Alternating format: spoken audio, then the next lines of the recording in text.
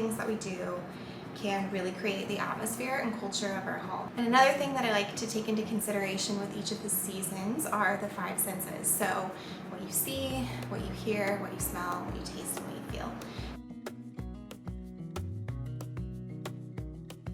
Hi friends, welcome back to my YouTube channel. My name is Lauren and I share about homesteading and slow living on a budget. So today I want to show you some ways that we are making our home a little bit more festive for fall. I wanted to do this without spending very much, but I do think that little touches to our home can make it feel like home. I read a book a couple of years ago called The Creative Family Manifesto, and in the book the author talked a lot about how little things that we do can really create the atmosphere and culture of our home. I am a busy mom. I have a lot on my plate right now and we are trying to save money, and so I didn't want to spend a lot, but I wanted to take some things that I already had or a few things that I could multi-purpose uses and use it to decorate my home for fall. And another thing that I like to take into consideration with each of the seasons are the 5 senses. So what you see, what you hear, what you smell, what you taste, and what you feel. And so I am going to walk you through each of the 5 senses and how I'm incorporating them into our fall rhythm this week.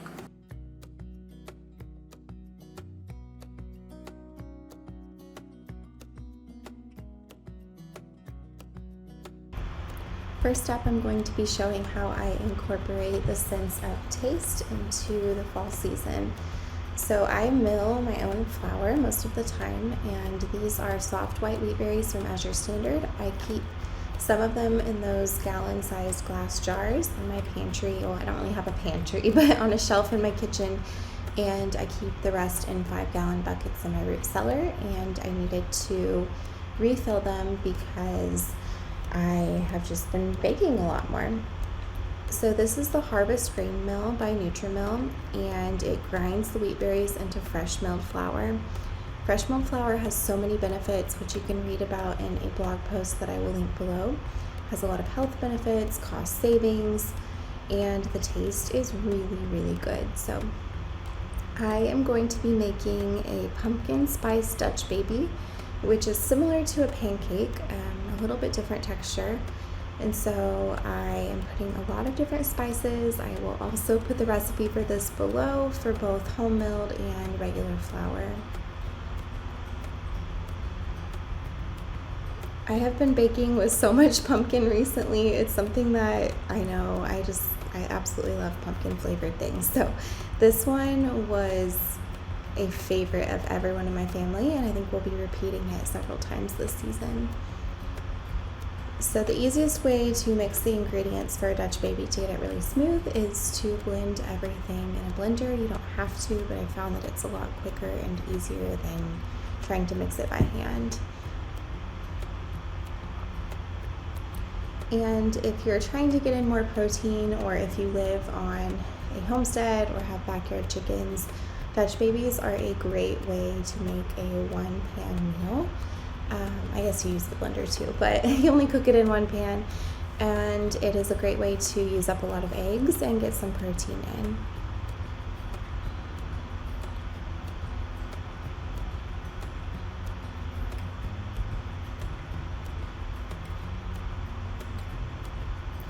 We started raising backyard chickens earlier this year, and we have 11 chickens and are getting about 8 to 10 eggs a day. I think they'll probably slow down over the fall and winter from the research that I've done, but there is just something so special about being able to go out to your own backyard and get free range eggs. So I think it makes a world of difference.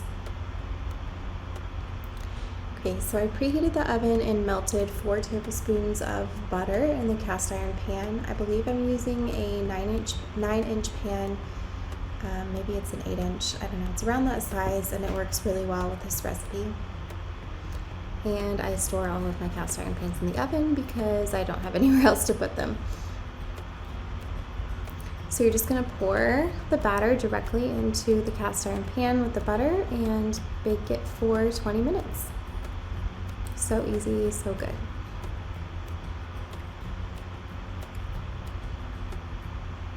And if it comes out how it should kind of puff up a little bit, and then it will go down, but it has a nice fluffy texture. I like to top ours with powdered sugar and maple syrup. I wish that I had a sifter, but I don't currently have one, so I just use a spoon and try to sprinkle it on. But this was absolutely amazing. It has a subtle pumpkin flavor. All of the spices in it are delicious, and like I said before, it's a great way to get in some protein, and the whole milk flour adds in some extra health benefits. So next up, I'm going to be showing you how I incorporate the sense of smell. I love making these simmer pots because I tend to get headaches from regular candles, and this is a great way to use up extra produce before it goes bad. So I will also put the recipe for this below, but it's a collection of fruit and spices, and then I bring it to a boil and then reduce to a simmer, and it makes my house smell incredible.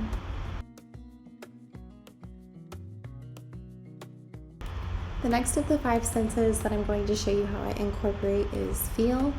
We got outside to feel the crisp air and also to feel different types of leaves and seed pods, I guess. So we spent some time collecting different leaves, and I'll show you some ideas for what we did with that in a little bit, and then spent some time in our backyard. The garden is done for the season and pretty wild right now, but it gets still beautiful.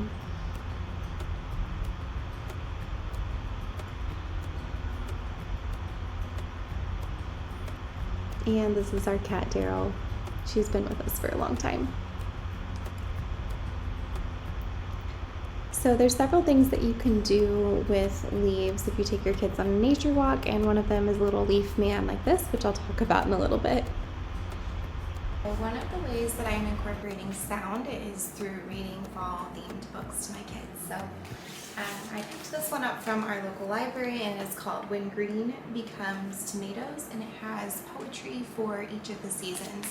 And something that I really like about it is it has some dates. It doesn't have every date of the year, but it has, like I opened up, this says November 20th, and then it jumps to December 11th. So those are the titles of the poems, and I like how you can just kind of pick some for the season that you're in and read it aloud to your kids.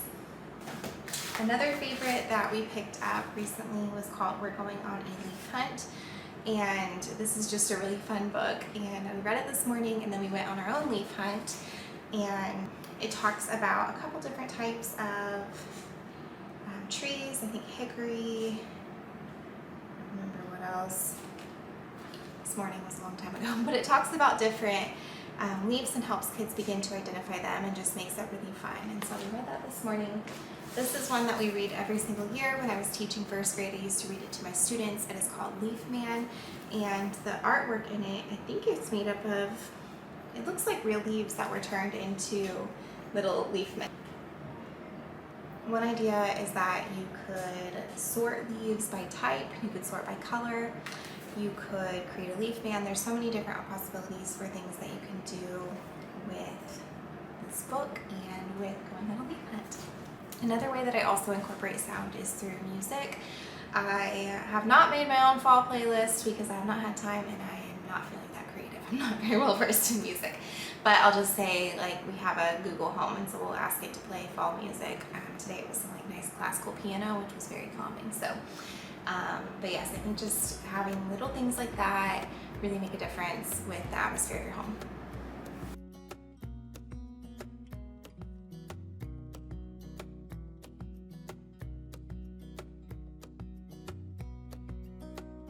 And the last way that I am incorporating fall into my home this season is through sight. So I love to just take little decorations. I prefer to use sustainable things that also have multiple uses and put them around my home. So I actually already had this collection of dried florals. The reason that I have them is because I used to have a small handmade clothing business with items that I sewed, and I used these florals in the pictures of the items. So right now I just had them. They were not arranged very well, and they were sitting up on a shelf. I really haven't done anything with them for months, and I thought it would be fun to rearrange them and set them out for fall. I believe that I bought most of these florals from a place in Arkansas when we lived there, and I think that you could probably find a lot through foraging. Honestly, we have a lot of things in our own backyard that if dried properly would be absolutely beautiful. You could also check a local craft store. I do think some of the things in this collection are from Hobby Lobby or Joann's, if I remember correctly.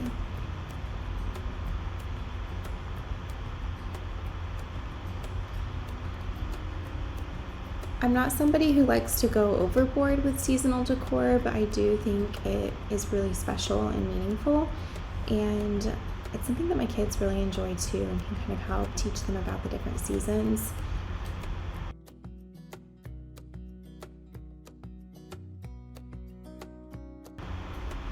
In addition to the florals, I also got some pumpkins and squashes. I have acorn squashes on the table, and then I have a butternut squash as well. And the reason that I chose those is because I can reuse them in meals in the coming weeks. They're in season right now, so they were not very expensive. And I honestly think they're really beautiful out, and I would prefer to use something that is sustainable and that I don't have to store long term because we just don't have a lot of storage in this house.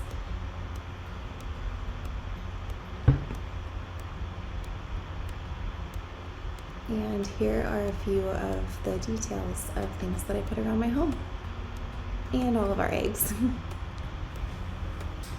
Thank you so much for joining us on our fall theme day. I'm hoping to continue to incorporate some fall themes into our weekly rhythms, but this is just an idea to give you some suggestions for ways that you can incorporate it on a budget. Next week, I'll be sharing about several of my favorite homesteading books for beginners. If you are not already subscribed, go ahead and subscribe and you'll be the first to know when I release that video next week. Thank you so much for watching, and I hope you all have a wonderful rest of your week. Bye.